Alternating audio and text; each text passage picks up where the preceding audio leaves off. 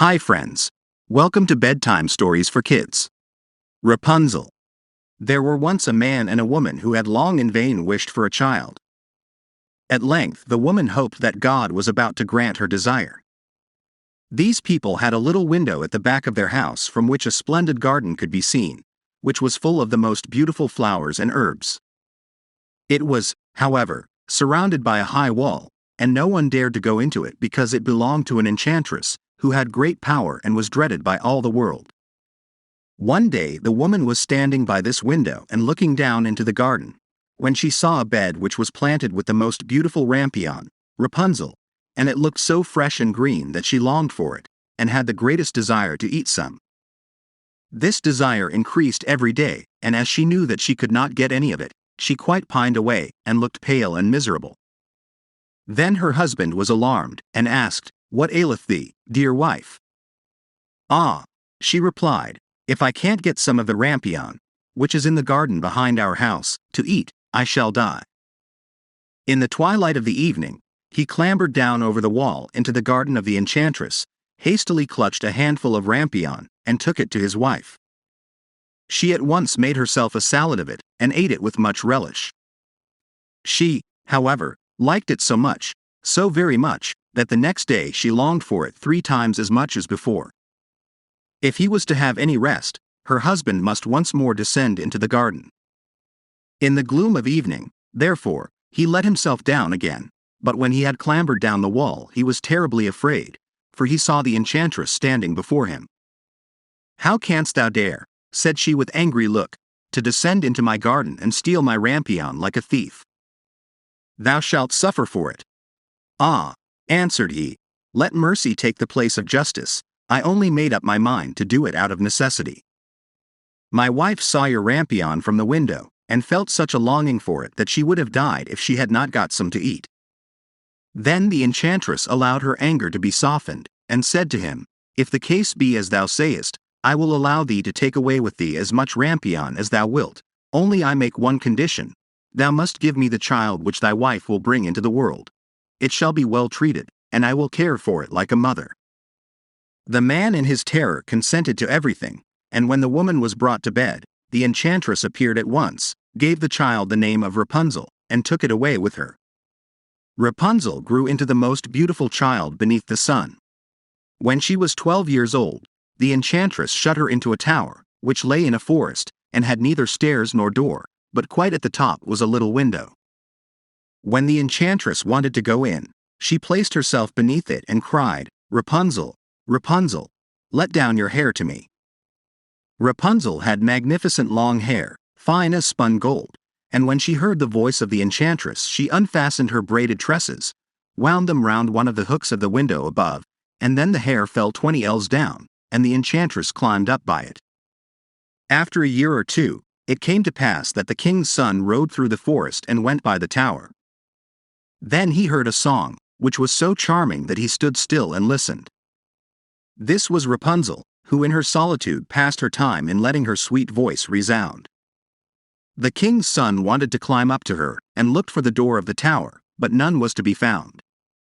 He rode home, but the singing had so deeply touched his heart, that every day he went out into the forest and listened to it.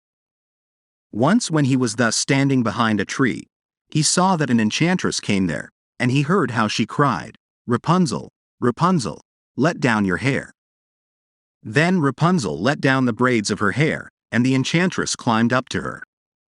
"If that is the ladder by which one mounts, I will for once try my fortune," said he, and the next day when it began to grow dark, he went to the tower and cried, "Rapunzel, Rapunzel, let down your hair." Immediately the hair fell down and the king's son climbed up. At first Rapunzel was terribly frightened when a man such as her eyes had never yet beheld came to her, but the king's son began to talk to her quite like a friend, and told her that his heart had been so stirred that it had let him have no rest, and he had been forced to see her. Then Rapunzel lost her fear, and when he asked her if she would take him for her husband, and she saw that he was young and handsome, she thought, "He will love me more than old Dame Gothel does," and she said yes, and laid her hand in his. She said, "I will willingly go away with thee, but I do not know how to get down." Bring with thee a skein of silk every time that thou comest, and I will weave a ladder with it, and when that is ready I will descend, and thou wilt take me on thy horse. They agreed that until that time he should come to her every evening, for the old woman came by day. The enchantress remarked nothing of this, until once Rapunzel said to her, "Tell me, Dame Gothel, how it happens that you are so much heavier for me to draw up than the young king's son. He is with me in a moment." "Ah, thou wicked child," cried the enchantress, "what do I hear thee say? I thought I had separated thee from all the world, and yet thou hast deceived me."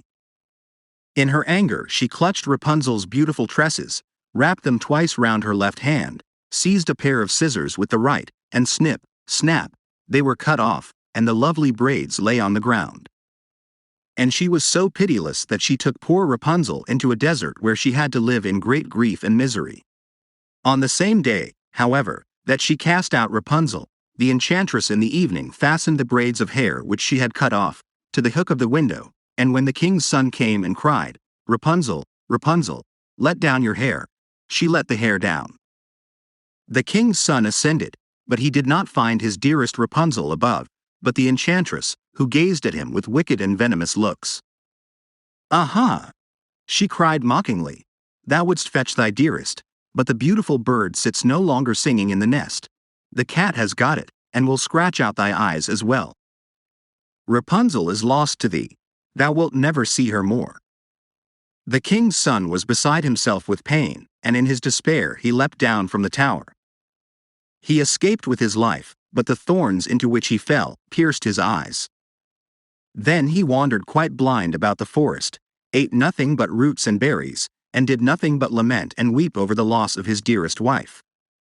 Thus he roamed about in misery for some years, and at length came to the desert where Rapunzel, with the twins to which she had given birth, a boy and a girl, lived in wretchedness.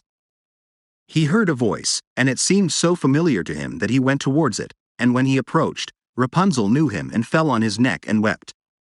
Two of her tears wetted his eyes and they grew clear again, and he could see with them as before. He led her to his kingdom where he was joyfully received, and they lived for a long time afterwards, happy and contented. Thank you for watching.